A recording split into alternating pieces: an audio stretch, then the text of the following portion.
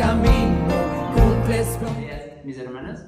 Primeramente, gracias a Dios por darnos la oportunidad de estar reunidos aquí en un devocional nuevo. Seguimos aprendiendo de la palabra de Dios juntos y esta vez me toca hablar a mí de Timoteo, del primer libro de Timoteo, en el capítulo 5. Y la lección de hoy la estoy titulando como ¿Cómo corregir en el amor de Dios?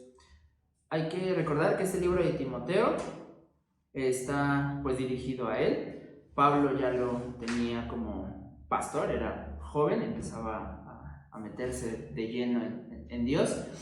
Y durante todas estas lecciones que le da Pablo, pues le va dando como consejos de cómo comportarse ante la iglesia, cómo ser recto y demás. Y específicamente en el libro 5, en el capítulo 5, le explica acerca de la corrección. Pero no solo es corregir por corregir, sino le enseña de manera muy puntual cómo se debe de dirigir uno a las personas dentro de la iglesia, sobre todo él ya teniendo como un liderato absoluto, ¿no? como pastor de...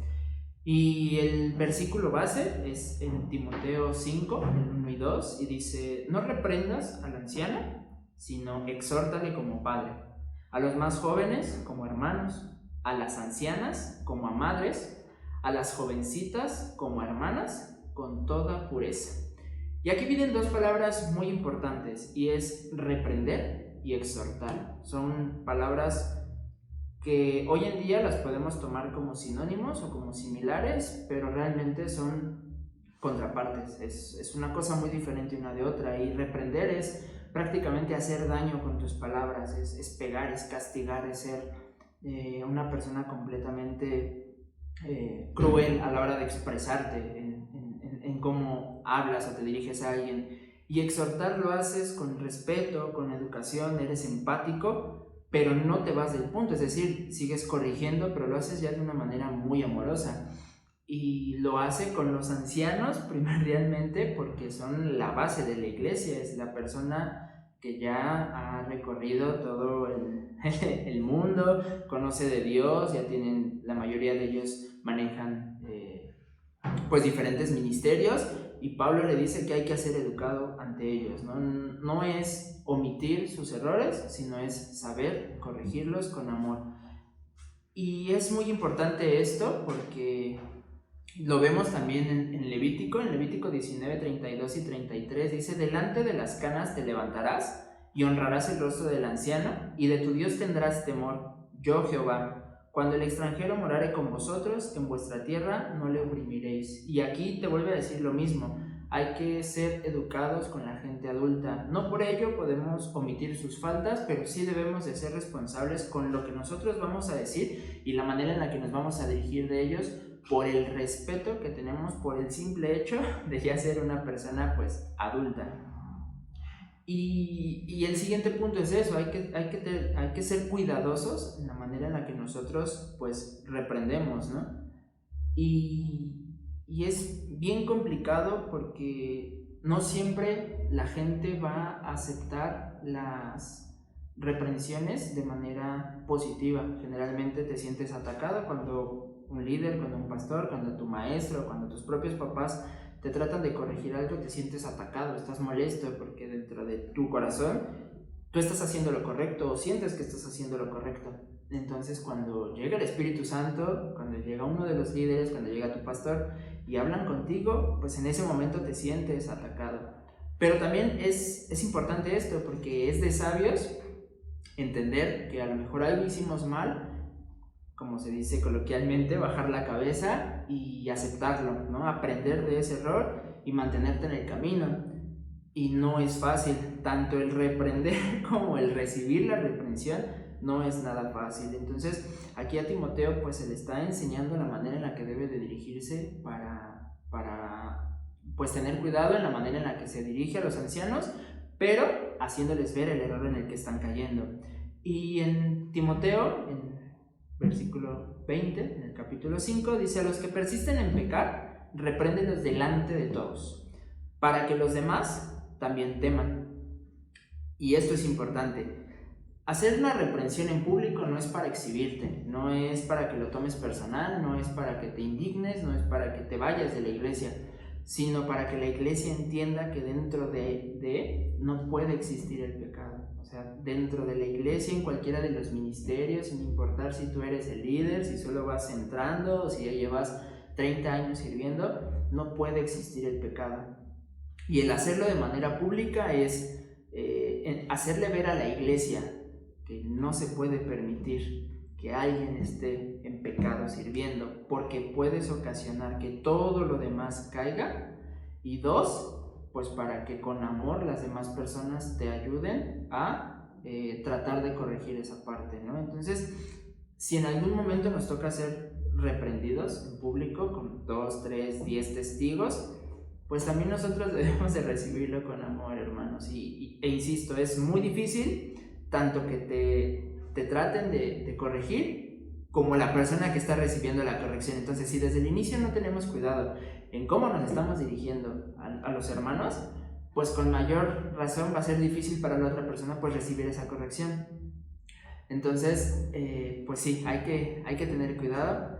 Hay que ser conscientes que todos en algún momento pues llegamos a fallar y que el hecho de que pues nos corrijan eso es simplemente para beneficio de nuestra vida. Y dos, pues hay que tener muchísimo cuidado con nuestras palabras cuando estemos del otro lado y nos toque a nosotros hacerle notar a alguien pues sus errores, ¿no? Pero aquí viene como la parte que sigue de esto, ¿no? Pero debemos de ser como bien cuidadosos en cómo nos dirigimos a la persona que está cometiendo el error. Porque muchas veces a nosotros nos gana nuestro lado humano y cuando notamos que alguien se está equivocando, cuando notamos que algo están haciendo mal, entonces sale nuestro lado como más primitivo, más salvaje y empezamos a señalar y empezamos a decir de todo y ya nos quejamos de su ministerio y de su servicio y de la persona y de cómo es posible que siga ahí y infinidad de cosas.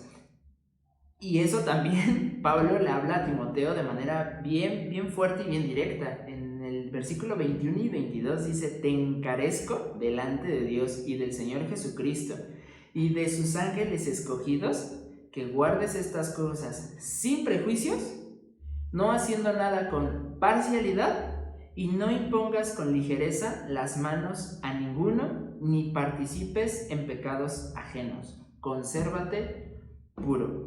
Y estos dos versículos los desglosamos súper rápido para que nos quede claro.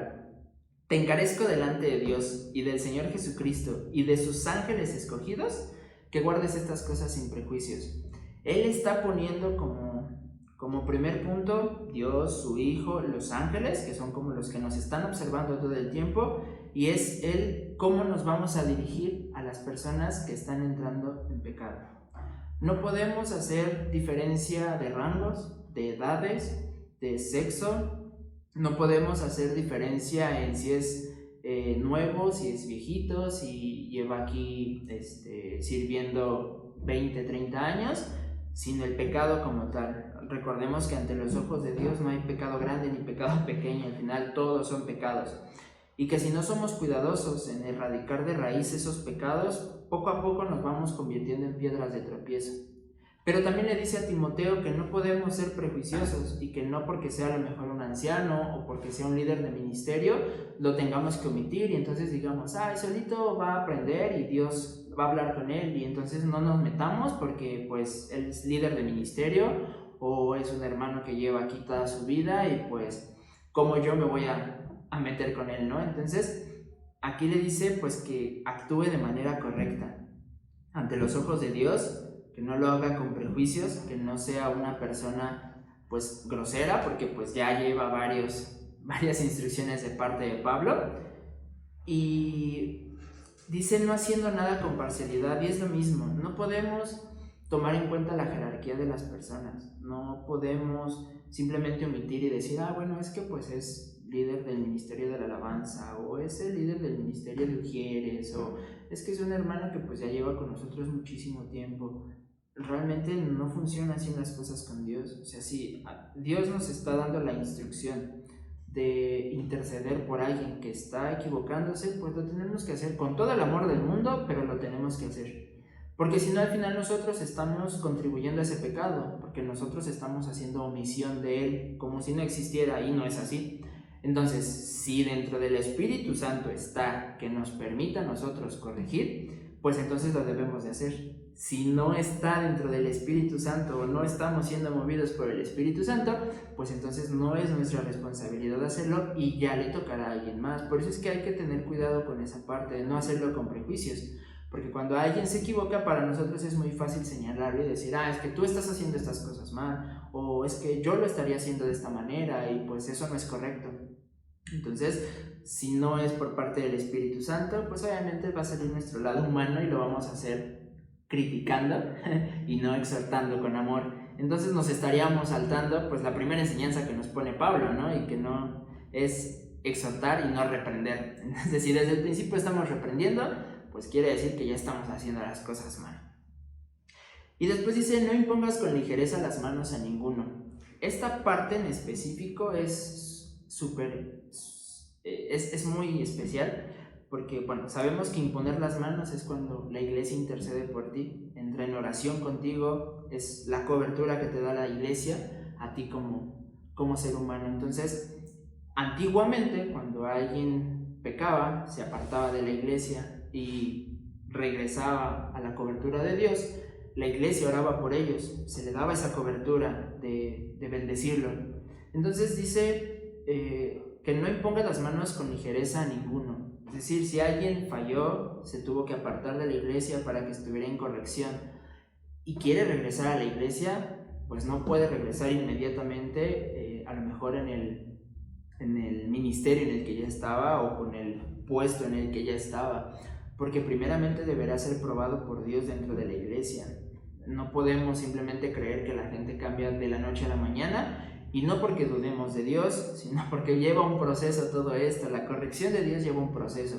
Entonces nosotros tampoco nos podemos estar saltando ese proceso. Y si esa persona está pasando por fuego para que sea transformada completamente para y por Dios, pues entonces nosotros no podemos saltarnos ese proceso y decir, bueno, aquí no pasó nada, ya impusimos manos por ti, ya la iglesia te cubre y entonces pues tú sigue como si no hubiera pasado absolutamente nada, ¿no? Entonces también aquí nosotros debemos de ser cuidadosos en esa parte. No se trata nuevamente de juzgar a las personas y de que una vez que regresen tenerlos ahí apartados y como apestados, pero tampoco se trata de pues que a nosotros nos corresponda fingir que no hubo nada, ¿no? Entonces, si Dios está en este proceso, pues Él debe de continuar en ese proceso. Nosotros no podemos meternos en lo que Dios esté planeando con la vida de ellos y con la vida de nosotros cuando nos ha tocado ser corregidos y pues seguirnos manejando con amor hacia las personas.